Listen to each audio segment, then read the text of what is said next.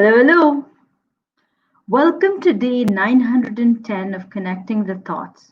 Quote for today is listen, understand, and align with your triggers. Now, for those of you who are wondering, what am I talking about when I say triggers? I thought, let me look up the dictionary and help you understand what triggers, which triggers, and what am I saying when I say triggers. So the Cambridge Dictionary says a trigger, when you look at trigger, it is to cause a strong emotional reaction of fear, shock, anger, or worry in someone, especially because they are made to remember something bad that has happened in the past. So welcome to day 910 of Connecting the Thoughts.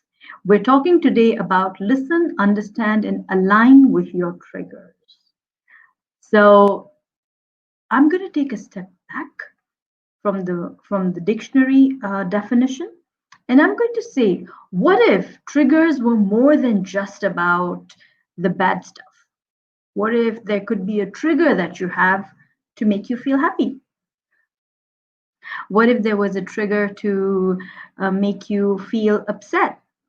So hi Yassine, thanks for joining. I can see there are people watching, so please leave in your name and where you're watching from so that I can say hello to you. Hi Cindy, because as I said, I'm streaming this through another app and it doesn't allow me to see who is online. And I always love to acknowledge and appreciate and thank people who are giving me their time, because time is one thing that can definitely not be taken back, and you're investing your time in this, and I'd like to thank you for that. Conversation today is about listen, understand, and align with your triggers. So when I look at triggers, I want to take a step back from the dictionary definition, and I want to say that what if your triggers were also about not just the fact that they trigger something from the past which is bad, but also something that is good. Because yes, trigger for me is more like a memory. It's more like a button that you switch on and then you respond accordingly. So if your trigger is related to something that is aggressive or something that brings joy to you, you respond that way.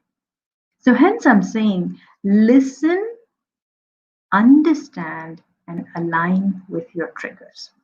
What are those moments that really bring you alive?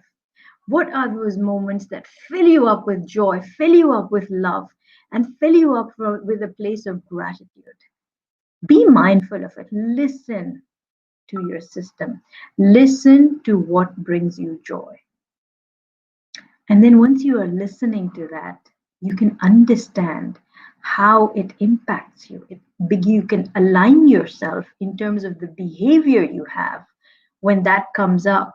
You know, for some of us, for some of us who are older, our grandchildren kind of bring that up for us.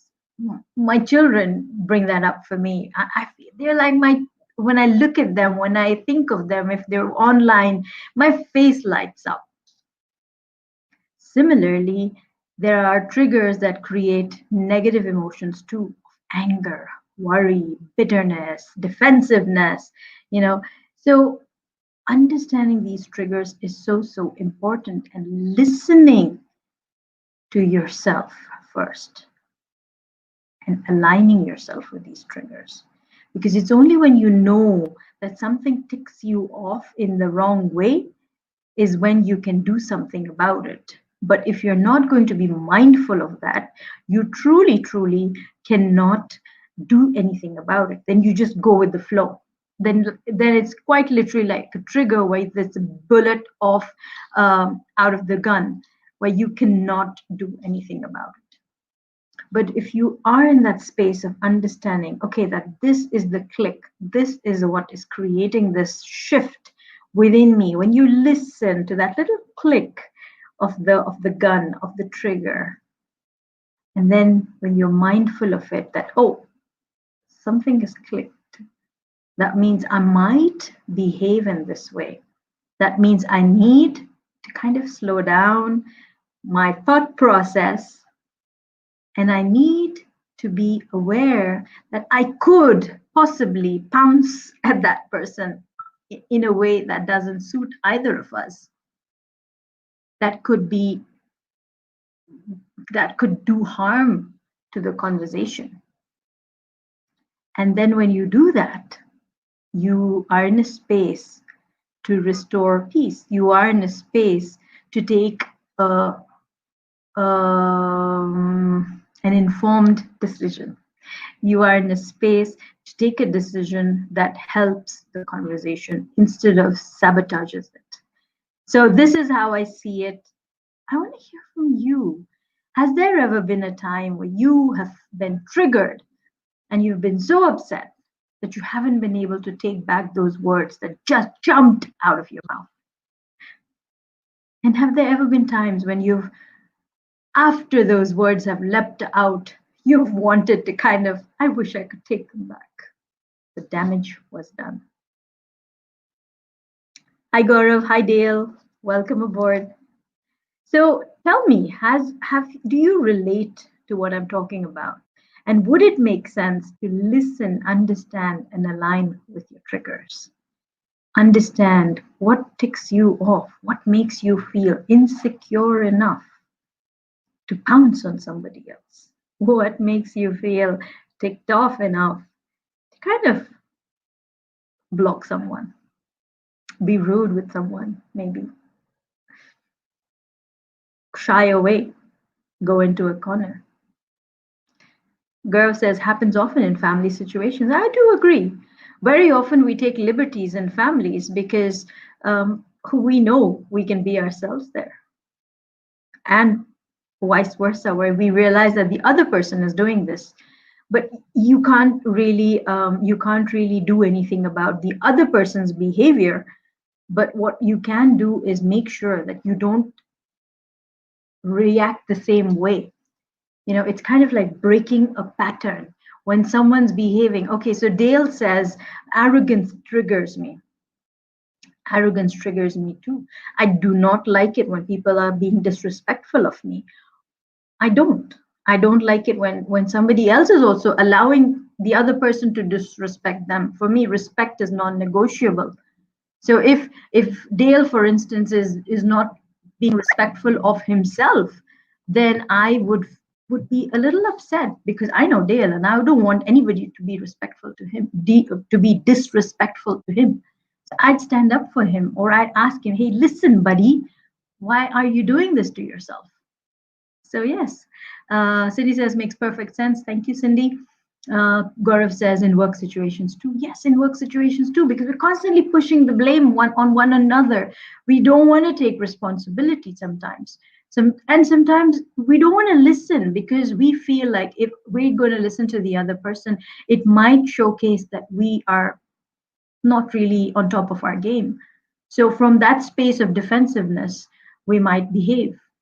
I recently had a very interesting incident where actually on this live itself, where I just messaged somebody privately and because they were being disrespectful of my space and I got lashed at.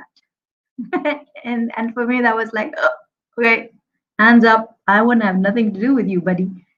So things happen.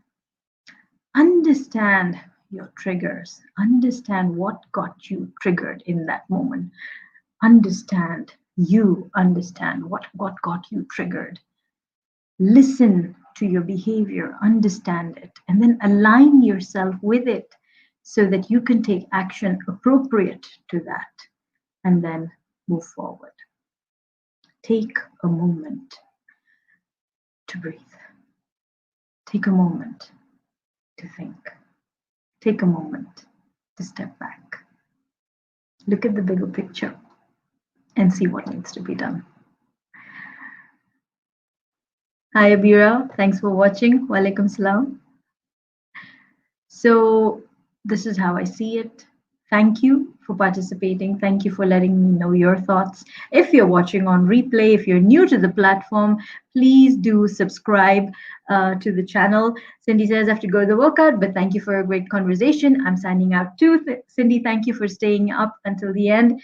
And if this has been of value to you, please write in comments saying, I am listening.